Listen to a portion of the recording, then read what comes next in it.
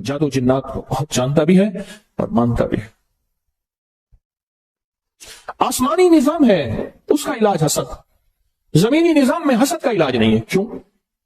یاد رکھیے گا، حسد ایک ایسا راز ہے جو صرف سینے میں ہوتا ہے. میٹھے بول سے بندہ بول رہا ہے، ہنس ہنس کے باتیں کر رہا ہے، گلے مل رہا ہے، جھک کے ہاتھ چوم رہا ہے، پاؤں چوم رہا ہے، ہاتھ چوم رہا ہے، پاؤں چوم رہا ہے، اور بندہ کہتا ہے کہ میرا اس سے بڑا کوئی دوست ہے ہی نہیں، پر دل میں کینہ اور حسد ہوتا ہے اور موقع کی تلاش میں ہوتا ہے. موقع کی تلاش. نواب بہاول خان عباسی رحمت اللہ علیہ ان کے ساتھ حج پہ گئے، قافلہ ساتھ گیا، قافلہ، اور ایک خادمہ تھی پرانی خاندانی، اس کے اندر حسد تھا. اس نے آخر تھوڑی سی چیز دی اور وہیں جھٹکا لگا، اور زہر حلال ایسا سخت زہر تھا، اور وہ بندہ وہیں حج کے بعد جوانی 30-32 سال کی عمر میں ختم ہو گئے. پھر ان کے خاندان میں ریت چلی کہ کبھی بھی کسی کے ہاتھ سے چیز نہیں کھاتے تھے. آخری نواب تک جو 1966 میں فوت ہوئے، آخری نواب تک نہیں کھاتے تھے. ایک برتن ہوتے تھے، ان میں چیز رکھتے تھے، اور اگر اس میں کھانے میں زہر ہوتا تھا، برتن خود بہت ٹوٹ جاتا تھا، پھٹ جاتا تھا. حسد ہماری زندگی میں چلے گا، اور اس کی حفاظت یا حافظ ہو یا سلام، 11 بار اس کی حفاظت، یا حافظ ہو یا حفیظ ہو یا رقیب ہو یا وکیل ہو یا سلام. اس کی حفاظت اللہ حافظی، اللہ حاضری، اللہ ناظری، اللہ شاہدی. یا سلمان فارسی کا وظیفہ بتا رہا ہوں. اللہ شاہدی، اللہ ناصری، اللہ معی، اللہ لی. اللہ کے بغیر کہیں سے نظام نہیں چلے گا، ورنہ حسد قرضوں میں مبتلا کر دے گا، مرضوں میں مبتلا کر دے گا. بیماریاں کھا جائیں گی، روگ کھا جائیں گے، تکلیفیں کھا جائیں گی. زندگی کا سانس، ایک دکھ ختم نہیں ہوگا دوسرا ختم نہیں ہوگا تیسرا، اور زندگی میں مسائل مشکلات میں ایسا الجھے گا بیچارہ، ایسا الجھے. ایک سال میرے پاس آتے ہیں، ایک وقت تھا کہ اس ملک کے نامور انسان تھے. رازداری میرا شعبہ ہے، میں کسی کا نام نہیں لے سکتا. حسد ہوا، حسد ہوا. پہلے تو اس کو سمجھتے رہے کہ میرے پاس حالات ہیں، کاروبار تھے، ملیں تھیں، ختم ہوتی گئے، کاروبار ختم ہوتے گئے. پھر عزت پہ حسد ہوا، پھر وقار پہ حسد ہوا، پھر شہرت پہ حسد ہوا، پھر جسم پہ حسد ہوا. اور ایک وقت یہ آیا کہ وہ زندگی کی ہر چیز ہار گیا، زندگی کی ہر چیز ٹوٹ گئی اور ہر چیز چھن گئی، کچھ باقی نہ بچا، کچھ باقی نہ بچا. پھرتے ہیں میر خوار، کوئی پوچھتا نہیں، پھرتے ہیں میر خوار، کوئی پوچھتا نہیں. اس عاشقی میں عزت سادات بھی گئی، سب کچھ چلا گیا، ہر چیز ختم کر دی. حسد کھا گیا. لٹنے کے بعد احساس ہوا، خیال آیا لٹنے کے بعد کہ جو تھا حسد تھا، جو تھا حسد تھا. پر اس وقت تک کشتی جل گئی تھی اور اس وقت تک زندگی ختم ہو چکی تھی. مجھ سے کہنے لگے، مجھے کئی لوگوں نے کہا کہ میرا نام لے کے آپ پہ مجھے حسد محسوس ہوتا ہے. میں نے کہا ایسی باتیں کر رہے ہیں، نمبر بنانے کی کوشش کر رہے ہیں. لگے ایک دفعہ ایک سنجیدہ بے لوس، بالکل بے لوس ایک درویش نے مجھے کہا کہ لگے اپنے حسد کا علاج کریں ورنہ سب کو چھن جائے گا. کہا ان کی بات سے مجھے جھٹکا تو لگا، اور مال دولت عزت شہرت چیزوں کو ریل پیل ایسی تھی مجھے خیال ہی نہ رہا.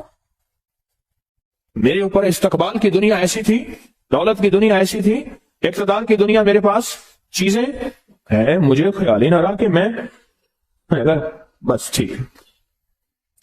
پر جب جھٹکا لگا نا، جب لٹ گیا سب کچھ تو جینے کا خیال آیا. جھٹکا لگا، ہر چیز مجھ سے لٹ گئی، تو احساس ہوا کہ بس اب زہر اپنا اثر کر گیا ہے. پر زہر جب اثر کر جائے پھر قسمت والے بچتے ہیں، یہ حقیقت ہے. زہر جب اپنا اثر کر جائے پھر قسمت والے بچتے. مجھ سے کہنے لگے، میں رات کو ایک فنکشن میں گیا، قیمتی بوسکی کا 2 گھوڑا بوسکی کا سوٹ میں نے پہنا ہوا تھا، اور میں رات کو تھکا ہوا آیا نا، میں نے کپڑے ہی نہ بدلے، میں لیٹ گیا. صبح پتہ نہیں کتنے بجے میں اٹھا، دیکھا تو میرے سارا جو جسم ہے، یہ سینہ، اس پہ تازہ خون ہے، بالکل تازہ خون ہے. میں نے ہاتھ لگایا، ایسے دیکھا تو میرے ہاتھ خون سے بھر گئے، اور میں نے دیکھا کہ میں نے جس وقت جس طرف کروٹ بدلی تھی بستر میں، وہ حصہ بھی خون سے بھرا ہوا تھا. اب بات ذرا سننے کی ہے جو آپ کو میں سنانا چاہوں گا، غور سے سنیے گا میری طرف دیکھتے ہوئے۔ اب دیکھیں، سو خون، کپڑے نے چوسا، اندر بنیاد تھی، اس نے چوسا، کروٹ بدلی، بستر نے چوسا، سب خون چوس لیا، لیکن کہتے ہیں جب میں اٹھا تو وہ خون ایسا تھا جیسے کوئی چیز ذبح ہوئی ہو اور اندر سے نکل رہا ہو، بہہ نہیں رہا تھا، پھیل رہا تھا۔ حالانکہ خون تو کپڑے نے چوس لیا تھا، بستر کی چادر نے چوسا ہوگا، تکیہ نے چوسا ہوگا، دو کپڑوں نے یعنی قمیص اور اندر بنیان اس نے چوسا ہوگا، تو خون تو نشان ہوتا، پر خون بظاہر خشک ہو چکا ہوتا، نہیں ہوا تھا، نہیں ہوا تھا، خشک نہیں ہوا تھا۔ لگے مجھے حیرت ہوئی، کیا ہے؟ وہ خون کی قمیض لے کے میرے پاس آئے، ایمرجنسی بھاگے آدمی، یہ کیا ہے؟ میں نے جب دیکھی تو میں نے کہا کوئی مسئلہ نہیں، بس اتنا ہونا تھا کہ آپ کو جو عمل بتایا تھا فلاں فلاں چیز اللہ کے نام کی برکت سے حفاظت ہو گئی، ورنہ اتنا ہونا تھا کہ جی ہارٹ اٹیک ہوا، خون کی الٹی آئی اور کپڑے خون سے، اور جناب فلاں صاحب مردہ حالت میں پائے گئے۔ اتنا ہونا تھا، زیادہ نہیں ہونا تھا، مردہ حالت میں پائے گئے۔ اور جب پتہ چلا تو پتہ چلا کہ وہ حسد میں مبتلا تھے، محسود تھے، محسود اس شخص کو کہتے ہیں جس کو حسد کھا جائے، یا جو حسد میں مبتلا ہو اور دشمن کا حسد اس کو اس کے جسم کو یا بیماری کی شکل میں، کسی تکلیف کی شکل میں، کسی روگ کی شکل میں۔ قرآن نے ایسے بیان تو نہیں کیا،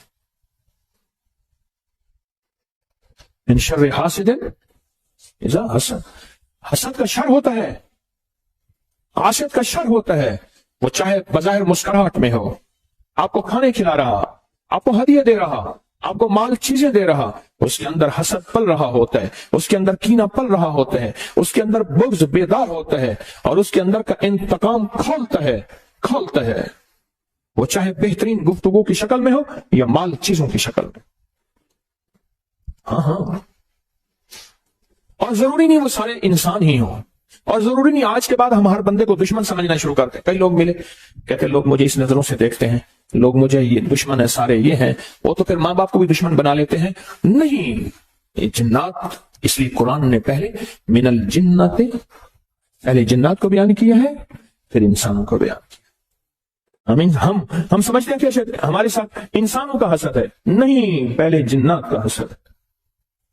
تیری زندگی میں سب سے پہلے جنات جو حسد کریں گے تجھے نیک مجالس اور نیک راہوں سے ہٹائیں گے، شک وسوسے بدگمانیاں ڈالیں گے، اور مختلف شکلوں میں ڈالیں گے، مختلف شکلوں میں ڈالیں تاکہ تم نیک، اور پھر منہ سے نکلوائیں گے تبصروں کی شکل میں، اور منہ سے نکلوائیں گے مختلف بدگمانیوں کی شکل میں، تاکہ تم ان راہوں کو چھوڑ دے، ان راستوں کو چھوڑ دے۔ یا پھر بیماریاں، روگ، تکلیفیں، مشکلات، مسائل ایسے ایک کے بعد دکھ درد اولڑے گل پیگن، دکھ درد اولڑے گل پیگن، ایک مک دینی بے ول پیگن، ایک ختم نہیں ہوتے دوسرے پھر آ جاتے ہیں۔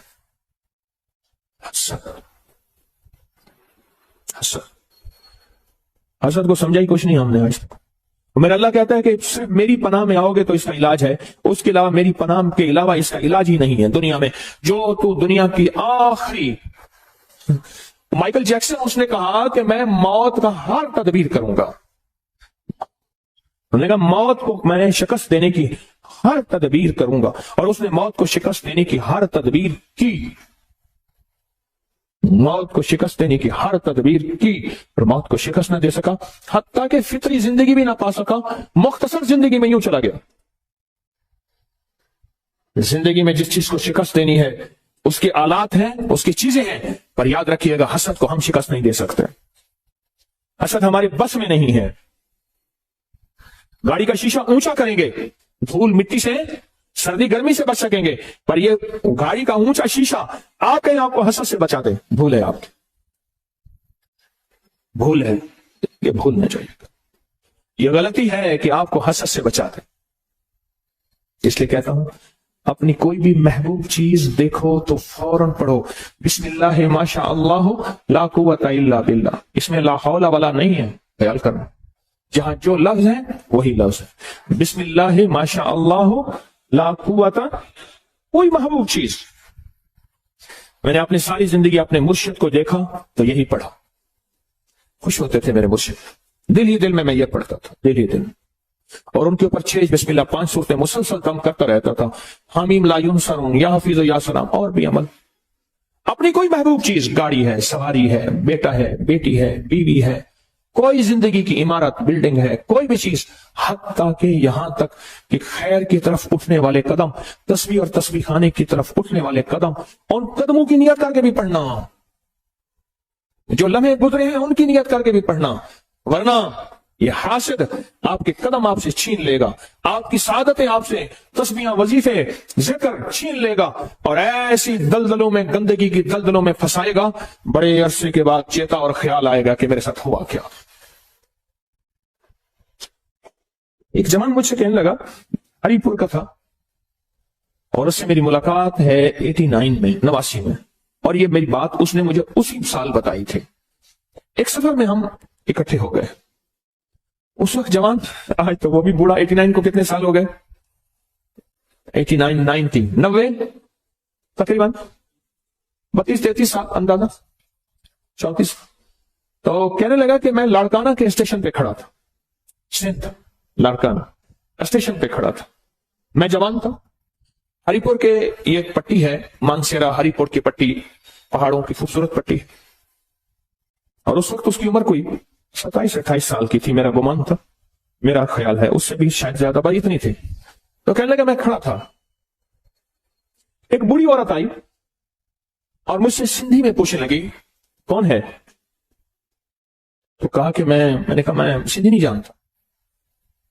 फिर एक बंदे को ले आई, कुल्ली को ले आई उसमें जो स्टेशन, उसने कहा कि ये पूछती तो कौन है? नहीं जी मैं यहां सुबह सरात का रहने वाला हूं। अच्छा अच्छा, क्या करता है?